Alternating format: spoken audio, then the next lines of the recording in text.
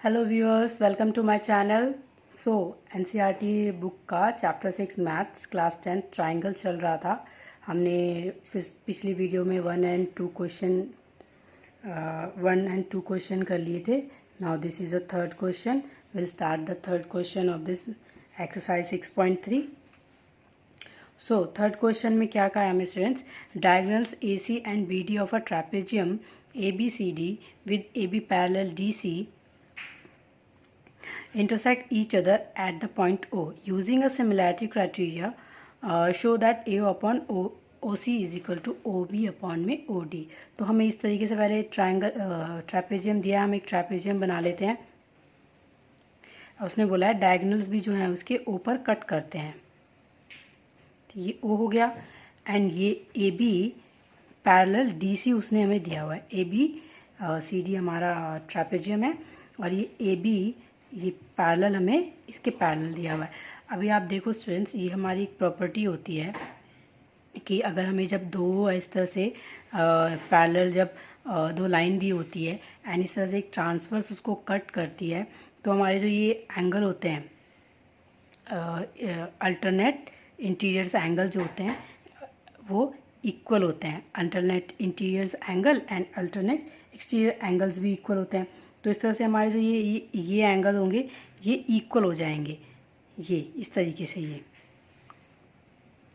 और जैसे इस तरह से भी अगर काटती है तो ये एंगल एंड ये एंगल इक्वल हो जाएगा। तो इस तरह से ये एंगल इक्वल हो जाते हैं हमारे। सॉरी, ये वाला होगा ये। तो इस तरह से जो पैरेलल लाइन को जो ट्रांसवर्स कट करती है तो उनके अल्टरनेट इंटीरियर एंगल इक्वल होते हैं। इसी तरीके से हम इस ट्रायंगल में भी कह सकते हैं कि जब डायगोनल्स इसको, ये पैरेलल लाइन है, ये डायगोनल्स एक तरह से ट्रांसवर्स है, ये जेड बनाती है। इस तरह से आप देख रहे हैं जेड जो बनता है ये, और इसको जब ट्रांसवर्स कट करती है तो इनके अल्टरनेट इंटीरियर एंगल इक्वल होते हैं। तो हमें ये जो बी सी ये A B parallel D C दिया हुआ है ये पैरेलल है, तो इसके जो अल्टरनेट एंगल होंगे ये और ये and this one and this one, ये इक्वल होंगे। यानी कि हम इसको नेमिंग दे देते हैं। इसको हम एंगल 1 मान लेते हैं, इसको हम 2 मान लेते हैं, इसको हम 3 मान लेते हैं, इसको हम 4 मान लेते हैं। तो ये हमें एंगल इक्वल दिए हैं। और एक प्रॉपर्टी और भी होती है, जब इस तरह से जो एंगल जब जो ट्रांसवर्स लाइन कट करती हैं तो ये जो एंगल होते हैं वर्टिकली अपोजिट एंगल, ये भी इक्वल होते हैं। यानी कि ये वाला एंगल भी हमारा इक्वल हो जाएगा। यानी कि हम 5 एंड 6 लेट कर लेते हैं। सो इस तरीके से हमने अपने प्रॉपर्टीज़ को यूज़ करके फ़िलहाल अपने ये इक्वल एंगल हमने मार्क कर लिए। अब हम अपना क्वेश्चन स्टार्ट करते हैं और पहले हम देखते हैं कि हमें प्रूफ क्या करना है। ए अपॉन में O C and O B upon में ओ डी प्रूफ करना है। तो आप देखिए स्टूडेंट्स कि हमें कौन सा ट्रायंगल लेना होगा जिसको अगर हम सिमिलर प्रूफ कर दें तो जो उसके रेशियो है वो इक्वल आ जाएंगे। हम अभी यही तो करते हैं कि अगर हम ट्रायंगल को सिमिलर प्रूफ कर देते हैं तो उसके कॉरेस्पॉन्डिंग साइड्स का रेशियो इक्वल हो जाता है। तो यहाँ पर हमें कोई ऐसे दो ट्रायंगल लेने होंगे जिसके कॉरेस्पॉन्डिंग साइड्स में ये दोनों आते हो, ए अपॉन में O C and O B upon में ओ डी। तो हम देखेंगे हम यहाँ पे triangle A O B and triangle D O C लेंगे। तो क्योंकि देखो अगर हमने ये लिया तो ए अपॉन में ओ सी हो जाएगा, क्योंकि ये इसका कॉरेस्पॉन्डिंग एंगल ओ सी है ए ओ का, और ओ बी का कॉरेस्पॉन्डिंग एंगल ओ डी होगा। अगर हम इस ट्रायंगल को इस तरीके से बनाते हैं ऐसे करके, और नीचे वाले को भी अगर इस तरीके से बनाते हैं तो ये ऐसे ही बनेगा, ए बी ओ एंड इस तरीके से बनेगा ये। तो ए अपॉन में ओ सी हो जाएगा, ऐसे बनेगा ए अपॉन में O C and B upon में O D and A B upon में सी डी। क्योंकि अभी हमें सिर्फ दो ही एंगल साइड्स का पूछा है, ए अपॉन में O C and B upon में ओ डी पूछा है। तो हम इन्हीं दो साइड्स को लेके प्रूफ करेंगे। तो हम ट्रायंगल ले लेते हैं कि हमें किस ट्रायंगल में हमें ऐसे दो साइड्स मिलेंगे जिनका रेशो हमें जो हमें ये जो प्रूफ करना है वो उसमें हमें मिलेगा। तो हम ले लेते हैं इन triangle A O B and triangle D O C. हमने ये दोनों ट्रायंगल ले लिए। इसमें क्या लिखेंगे हम कि angle 1 is equal to angle 2, angle 1 is equal to angle 2, और हम इसका रीज़न लिखेंगे alternate interiors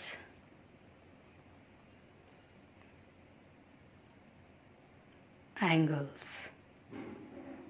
as A B parallel D C हमें दिया हुआ है, तो ये हमने रीज़न लिख लिया। अभी हम 3 और 4 के लिए भी यही रीज़न निकलेंगे। Angle 3 is equal to angle 4 as alternate interior angles as A B parallel D C, तो हमने भी इसके लिए भी यही रीज़न लिख लिया। And angle 5 equal to angle 6, मैंने बताया अभी vertically opposite angle, angle 5 is equal to angle 6 vertically opposite angles, तो ये हमने बता दिया। अब जब इस दो ट्रायंगल के तीनों एंगल इक्वल हो गए हैं तो एंगल एंगल एंगल क्राइटेरिया से दोनों ट्रायंगल सिमिलर हो जाएंगे। Therefore triangle A O B similar triangle C O D D O C जो हमने लिया है ये सिमिलर हो गया, ये दोनों ट्रायंगल सिमिलर हो गए। सो बाय ए रूल हम ये बता देंगे। तो जब ये सिमिलर हो गया तो क्या हो जाएगा स्टूडेंट्स, देयरफॉर जब ये सिमिलर है विच इम्प्लाइज या which means A O upon में O C is equal to O B upon में ओ डी। तो यही हमें प्रूव करना था। हमने जब ट्रायंगल सिमिलर को प्रूव कर दिए तो ये जो रेशो होते हैं वो कॉरेस्पॉन्डिंग एंगल्स के वो इक्वल होते हैं, यही हमें प्रूव करना था। Okay, so next question, fourth question है कि इसमें हमें ये फिगर दी हुई है एंड क्यू आर अपॉन में Q S is equal to Q T upon में पी आर दिया हुआ है and angle 1 is equal to angle 2 भी हमें दिया हुआ है एंड बोला है show that P Q S similar triangle T Q R. तो अभी हम ये जो फिगर है स्टूडेंट्स इसमें हम क्या देखते हैं कि हमें जो ट्रायंगल, कौन सा ट्रायंगल पी क्यू एस, ये बड़ा वाला ट्रायंगल टी क्यू आर, ये जो छोटा ट्रायंगल है और ये बड़ा ट्रायंगल, ये दोनों हमें सिमिलर प्रूव करने हैं। तो अभी पहले हम यहाँ पे एक चीज़ हमें और दी है, angle 1 is equal to angle 2 हमें दिया हुआ है और यहाँ पे इन्होंने ये रेशो दी हुई है क्यू आर अपॉन में क्यू एस एंड होना चाहिए क्यू टी अपॉन में क्यू पी। बट हम देख रहे हैं यहाँ पे हमें इक्वल, यहाँ क्या दिया हुआ है, पी आर दिया हुआ है, ये क्यू पी नहीं दिया हुआ है। अगर ये क्यू पी हो जाता तो ये ट्रायंगल तो हमारा सिमिलर हो गया, क्योंकि कॉरेस्पॉन्डिंग साइड्स का रेशियो अगर इक्वल प्रूफ कर दें तो P Q S is equal to similar T Q R हो जाएगा। तो हम पहले देखते हैं इन ट्रायंगल पी क्यू आर, ये है हमारा in triangle P Q R angle 1 is equal to angle 2 हमें गिवन है। ओके, ये हमें गिवन है, यानी कि अगर मैं यहाँ पे ये ट्रायंगल बना लूँ पी क्यू आर,